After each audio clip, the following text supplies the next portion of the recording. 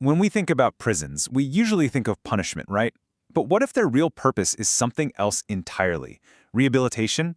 Today, we're going to go inside the prison system of Bangladesh to look at a powerful but often neglected tool for reform, the prison library.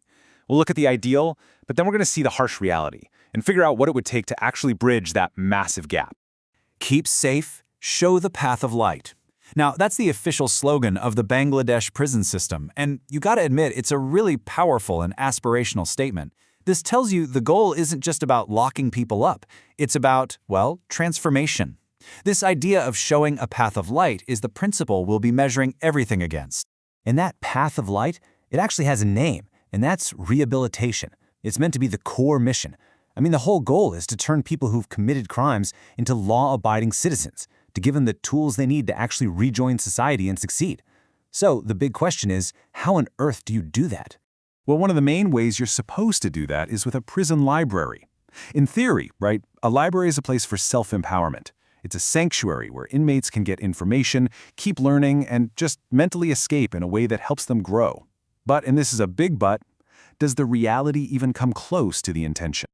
All right, to find out, we're going to zoom in on one specific place, the Nagaon District Jail. Think of this as a case study. It gives us a really raw, on-the-ground look at how that big, lofty mission statement actually plays out in real life for the people inside those walls. Okay, let's start with some basic numbers. The Nagaon District Jail, it was built to hold exactly 587 prisoners. That's the magic number. The whole place, the cells, the facilities, all the resources was planned for that many people. So just keep that number, 587, in your head for a second. Now, here's the reality. The prison is actually holding 1,240 people. Yeah, that's more than double its official capacity. So before we even get to the library, you have to understand that this one fact, it changes everything. This insane overcrowding is the backdrop for every single thing that happens in that jail. And this, wow, this just shows you how tight the resources are.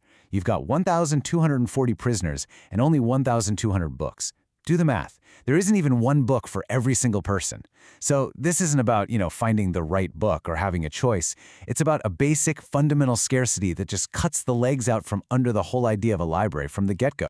So what are we even talking about when we say library here? Well, okay, there is a separate room, so that's something.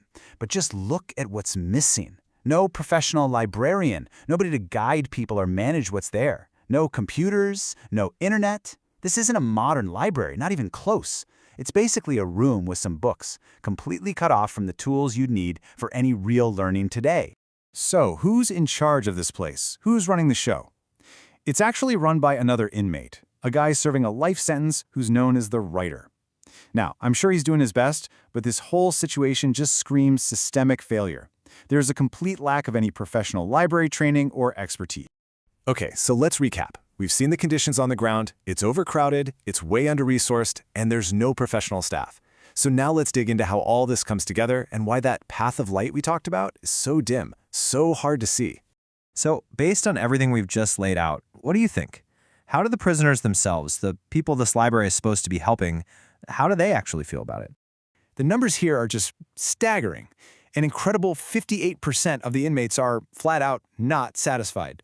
Another 36% are less satisfied. You add that up and you're looking at 94% of the prison population feeling like the library is failing them. Only a tiny, tiny 6% say they're satisfied. This isn't some academic problem. For the users, this is a real, deeply felt failure.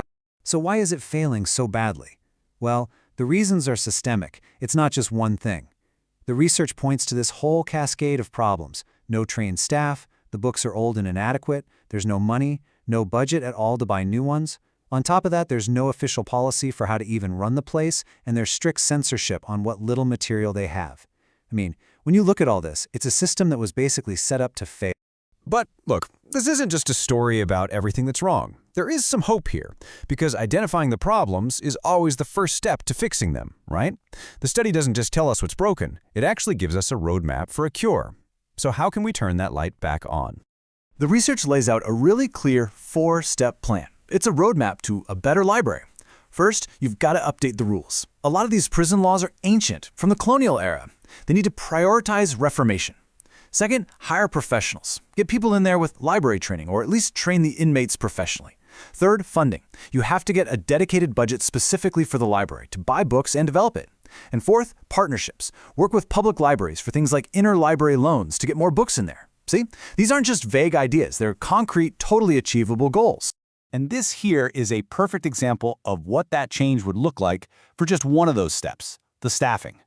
You go from the current situation where you have an inmate with little to no training to the proposed state where you have a professional librarian or, at the very least, a staff member who has formal training in how to run a library. That one change alone would professionalize the entire operation. So why are we even talking about this? Why does it matter so much? This quote from a prisoner over in the UK, I think it really gets to the heart of it. He says, "In your cell reading, it's like meditation.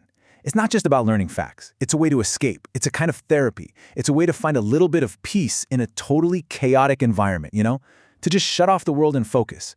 For these inmates, it's a tool for mental survival, and that is the first step toward rehabilitation. All right, let's zoom out one last time and look at the bigger picture here. Because this story from Nagayan, it isn't really just about one library in Bangladesh. It speaks to a much bigger, universal truth about just how powerful education can be inside the correctional system and how much that actually impacts all of us on the outside. And here it is. This is the bottom line. Good, effective prison education helps reduce recidivism. That's a fancy word for the chance an inmate will reoffend after they get out. One founder even noted that 60% of uneducated prisoners end up right back in the system.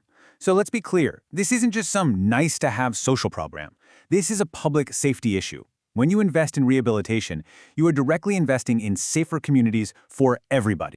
And this quote from Professor Dr. Anwar Hassan, wow, it just adds this layer of historical tragedy to the whole thing. He points out that the colonial powers, for all their faults, they actually built and maintained a pretty solid library culture in their prisons for centuries.